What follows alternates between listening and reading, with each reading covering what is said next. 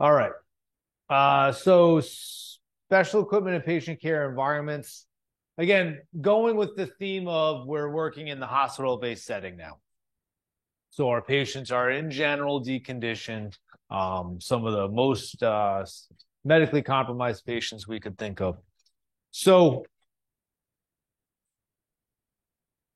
patients who probably would not have survived life-threatening trauma or illnesses years ago are surviving because of advancements in medical treatment and procedures.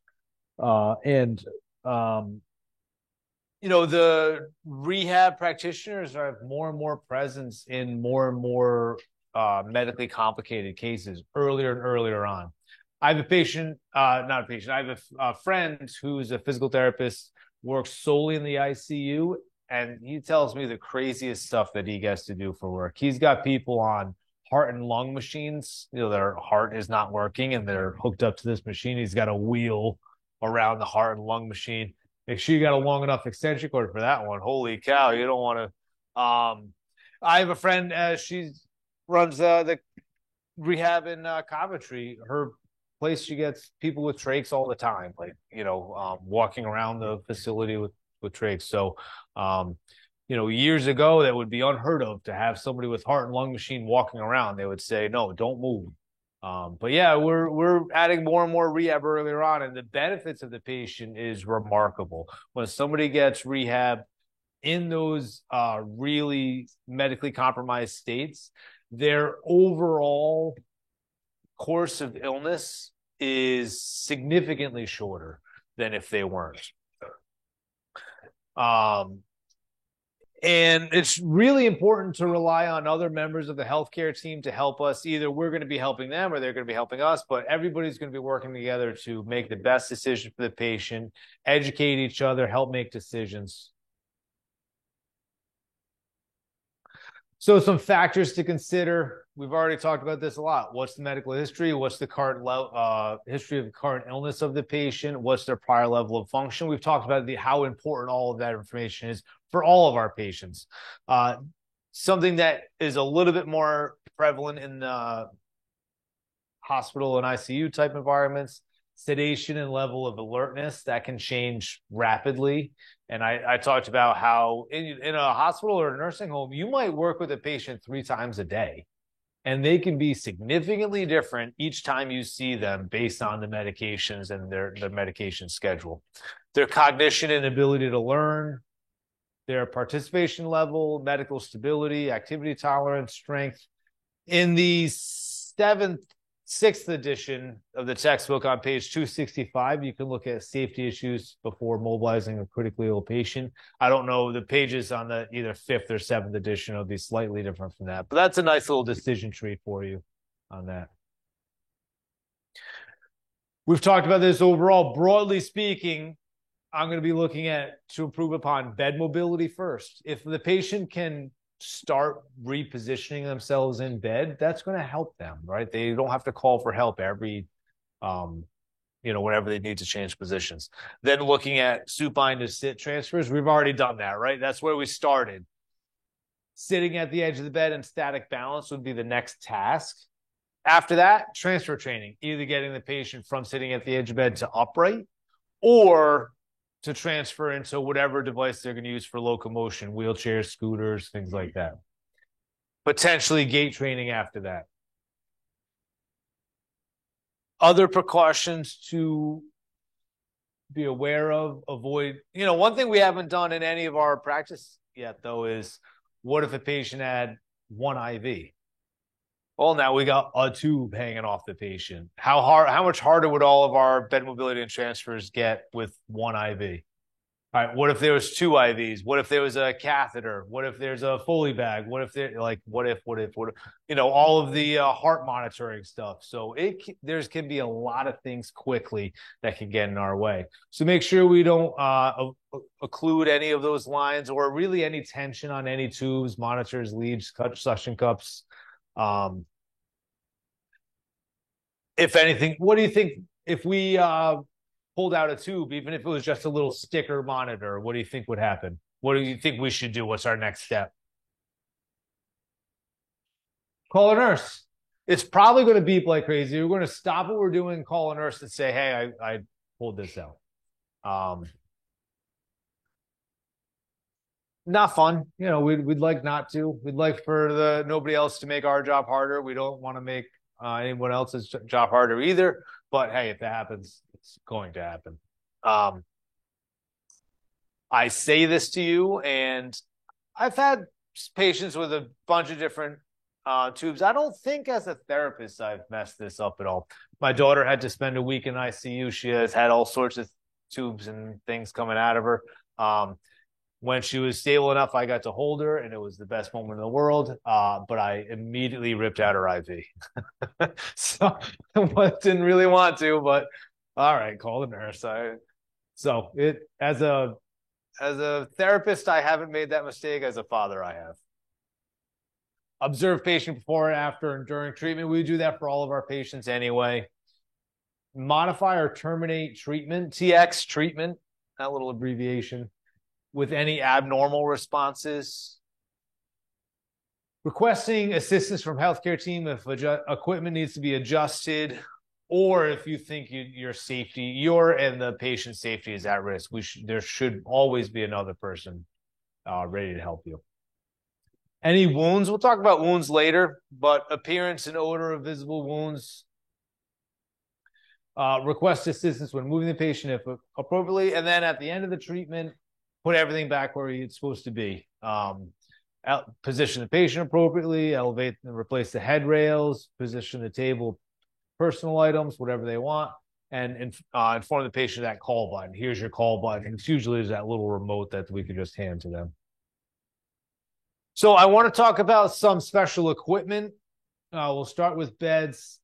I think when we're studying, the easiest thing for you to do is start thinking of, why would I choose this bed over this bed? Okay, if a patient is in this bed, what kind of conditions would that person probably have? I think for your studying purposes, that makes it a little bit more realistic than just, looking at the name of something and then what it is. So try to start applying. I think that'll help. So here's our standard adjustable bed. That's basically what we've been using. That's what most patients are going to be using. The big concern is if we have a bunch of lines and tubes, we got a bunch of different rails to get entangled with. That's the big issue with that one. There are some specialized beds. Air fluidized support bed, 1,600 pounds of silicone-coated glass beads called microspheres. They're heated, pressurized airflow flows through the beads, suspended in a cover that supports the patient. It mimics fluid movement. What's great is that the contact pressure of the patient to the sheet is around 11 to 15 millimeters of mercury. When you guys were playing with blood pressure cuff, 15 millimeters of mercury, what do you think? That's not a lot, right? That's really good. Really good for a type of patient who has multiple infected lesions where positioning can't be changed easily. If the patient is stuck in a position, these kind of beds are really good because the pressure to the patient is so much lower. Our risk for skin breakdown is a lot less. But it's 1,600 pounds. Like, that's a bed, huh? We have this post-trauma mobility bed known as a Roto-Rest. It's like a cradle for sick adults. It just kind of just rocks side to side. I don't know if rocking is the best thing, but it does oscillate, provides some sort of, the patient gets to just be there, but because the bed gets to move, we're changing exactly where the pressure is on the patient, right? It's not just like if they're laying in supine, the pressure is always in the same spot. Here we get to rotate a little bit just so the pressure is moved around a little bit. Really immobile patients, like they can't move. They can't either move or be moved. That's the kind of patient that would need this. Or if they're fans of roller coasters, maybe we just put them in here just for fun. I don't know. Where's the speed setting on this? We have a low air loss therapy bed. These have multiple air bladders can be individually controlled. Good for patients who have prolonged immobilizations and are also at risk for pressure ulcers. Now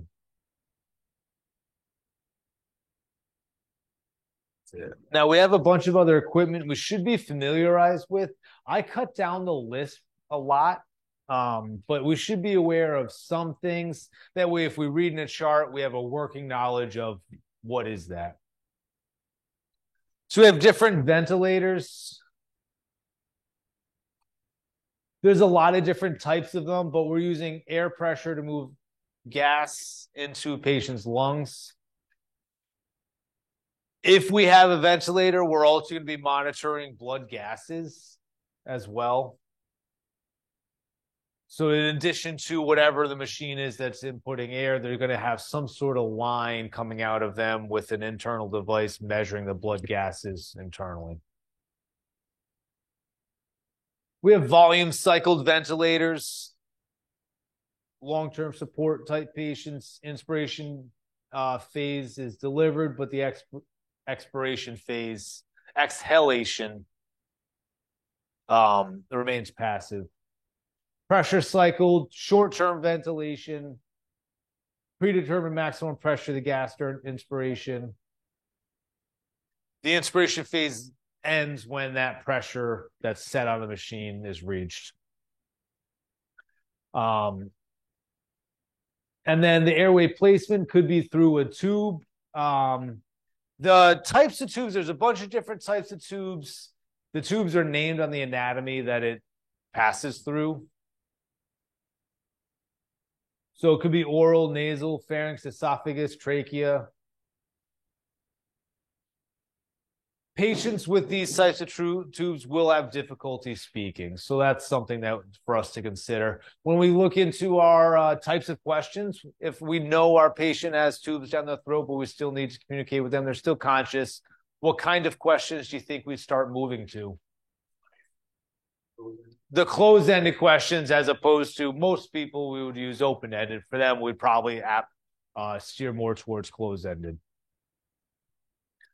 Different monitors. There's a million different monitors: blood pressure, respiratory rate, temperature, blood gases, cardiac patterns.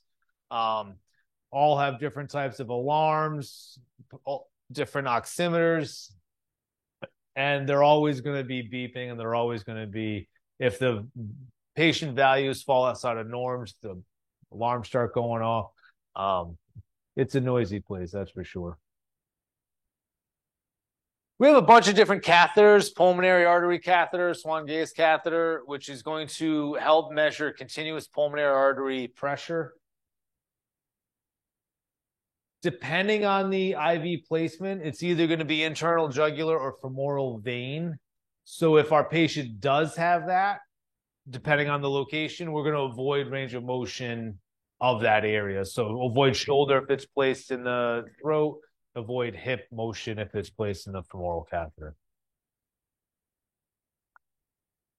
What was one of the tips I had as we are learning and studying? Whenever, who can think of that? What is it? Charts. I'm talking about exactly what I just said here. Anytime there's something that says don't do this, we got to star that, right? Because it's going to show up on the licensure exam. I don't care what condition this person has. If they have this type of catheter, we got to know what not to do. It doesn't matter if we make them better.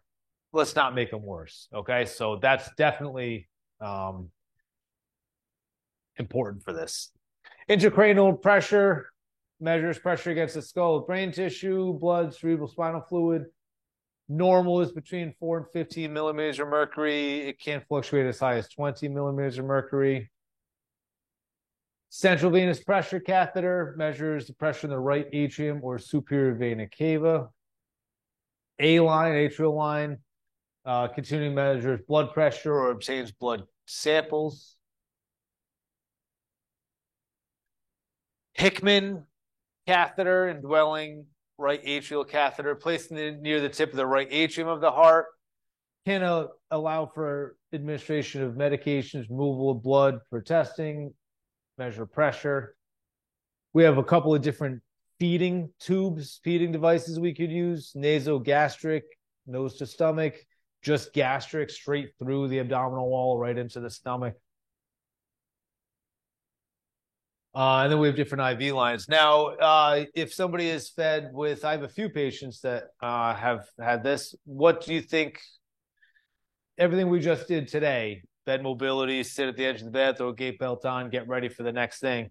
What if they have a gastric tube, G tube? What do you think we would have to be careful with?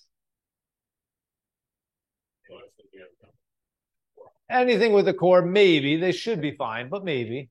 One other thing. I think that's exactly the right answer, right? So if, I want to go over how to use the gate belt a little bit more as we go forward, but yes, like let's avoid the tube if we can. Put a little low, put a little high. We'll be all right. Let's just avoid that. So great thought.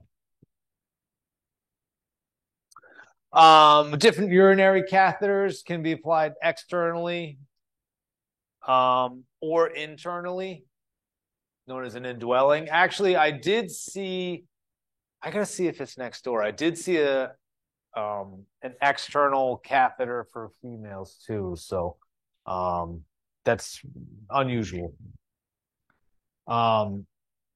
Foley catheters, placed and held in the bladder with a small balloon. So there's a tube that goes in through the catheter.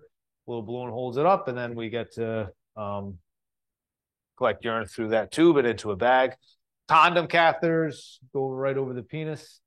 And suprapubic catheter, which now this is someone who needs it for a much longer period of time. It's going to be, surgically through the abdomen into the bladder. Now, all catheters have a risk for urinary tract infections, UTIs. And there's going to be a collection bag. And that's okay. We can do anything we need to. We can do any sort of exercise with that. But we want to keep the collection bag lower than the patient's bladder because it works on gravity. So if I hold the patient's semi-full, what direction, what's going to happen to that urine? It's going to go back into the patient. Now, all right, now we're at really high risk for infection. They're telling us, what are you doing that for? It's not a great thing. So got to keep it below there. Usually if they'd have it, most therapists hang it right on their, pockets. Sometimes a walker, sometimes the patient. So that can happen. Different oxygen therapy, nasal cannula, orno-mask, that's the right into the nose. Nasal catheters right into the nose, sorry. Tents, tracheotomy mask or catheter, a whole bunch of oxygen therapy we could give to it. Different chest drainage. There's tubes can be inserted into the patient. Ostomy devices, opening the into the abdomen to allow elimination of feces. Same concerns I have with a gate belt when I have someone like this. Try to get it away from that. Sometimes traction's used to align segments of a fracture, stretch soft tissue, or mobilize a patient. The skull traction is where you get that kind of halo cast. They drill right into your skull and they hold it up, right? So that's traction. Balanced suspension traction. We could have internal or external fixation. We'll look at some of that down the road. Sometimes our patient can control their own pain medications. That little, they usually have a little button. Could be as frequently as 6 minutes. The patient can press that button, get a dose of medication. Dialysis treatment, typically done around 3 times a week or more, lasting 2 to 4 hours each session. If our patient does have that, they can have a device embedded in them. That's just easier to get access to that. If they have, it's called a fistula. If they have one of those, we have to be really careful, not only taking blood pressure on that side, but really doing any sort of exercise with that. Here are our precautions yet again. These aren't new. These are same precautions. So here's another little study tip. How many people are asleep after me lecturing for 20 minutes maybe now? It's okay. You're so asleep you didn't even hear me ask that question. I know, I see it. But if the same information is on two different slides, you think that's important or not important? And especially anytime it says contraindication, precautions, what not to do, it's also important. So, man, we really got to make sure we look at that. All right. So, the next thing I want to talk about for us, so we have a unique role in the hospital because we are going to be the ones most of the time, it's us and OT that are going to be performing exercise with our patients. We have to monitor our lab values of our patients, make sure they're safe to exercise. So as you're studying these lab values, I don't want to go into I trimmed down the lists from our textbook quite a bit to make it a little bit more workable. When you get into the hospital, and not only for your clinical affiliates, but if you want to work there as your career, you're going to need more information than what I'm giving you, but I want to give you the foundation. So lab values it's measuring something, right? Why do we measure anything? Well, one, safety. Two, looking for signs of progress. So same thing that our patients are going to be having their lab values measured for those reasons. It could be really important reasons. So markers after a heart attack, MI, myocardial infarction, that's a heart attack.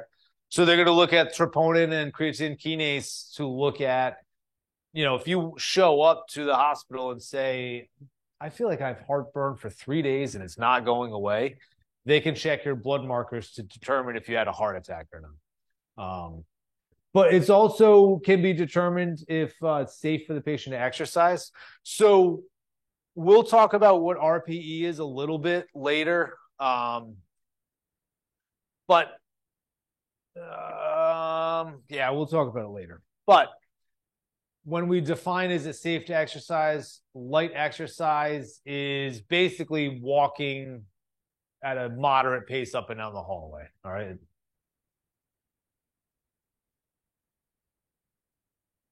So first, hematocrit, that's percentage of packed red blood cells.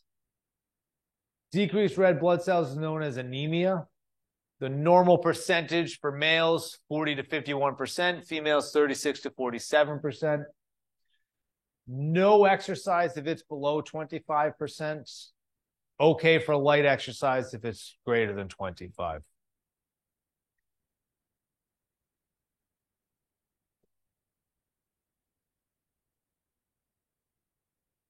Hemoglobin is the protein contained in the red blood cells that transports oxygen to the blood. I think that's an important task. I think that's an important task, especially for us when we're going to be exercising with patients. Yeah, we like oxygen. So, normal males, 14 to 17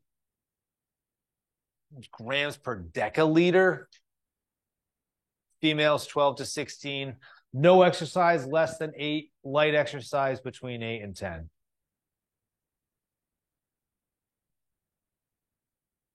Platelets, colorless blood cells that help block clot blood.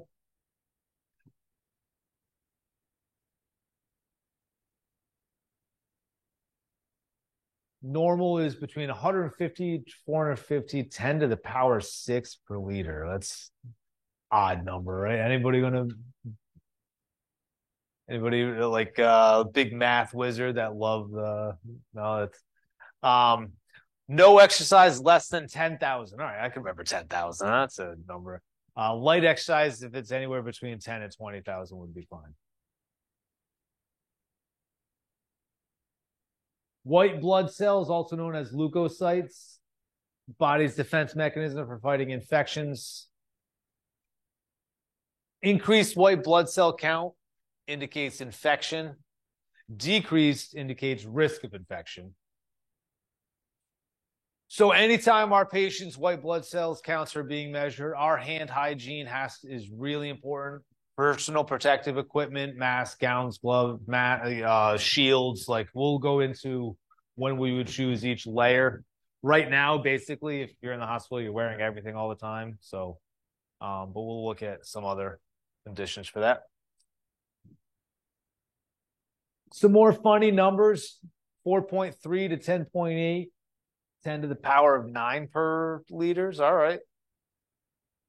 It's okay. Exercise or no, less than 500. No, greater than 500. Okay, light exercise.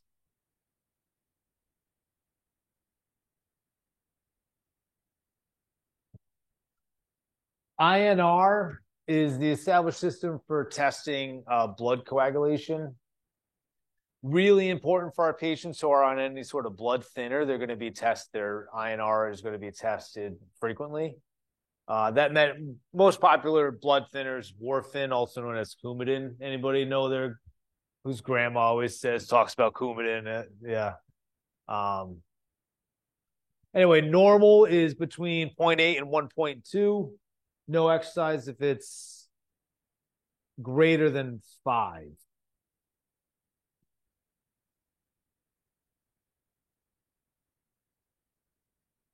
All right, so I think in this, the broad progression is something we are understanding better and better every day. I don't think we have to spend a lot of time on that. Precautions for the ICU, boy, it was on 2 different slides. Anytime it's precautions or contraindications, put a little start to it. I thought the special type of equipment, which patient would use this type of equipment, I think is a good way to start learning that. Lab values, I don't have any trick for you. I think, you guys know when you take an exam, you guys ever do a brain dump? You guys ever take a scrap piece of paper and just write down whatever is not sticking in your head, you just write it down right at the start of the test. So here's what I think. I think your lab values are a brain dump activity. Memorize them so you can write them down right before the test, write them down, and then you say, okay, I got them. Unfortunately, going to be on the test. Guess what else? It's going to be on the licensure exam. And if you're anything like me, and some of you are smarter than me, so maybe you won't have this. This kind of stuff, I would learn for the exam that I'd have to take, and then I'd forget about it. And then come to the licensure exam, I'd say, oh my God, I can't believe I have to memorize this again. And that's how, and then you'd use it for the exam, and then you'd forget it. And since I don't work in the hospital, I don't remember any of those. If I worked in the hospital, I'd either have a laminated sheet to tell me what the norms are, or I would use it so much it would stick in my brain. So, all right, any questions on any of this?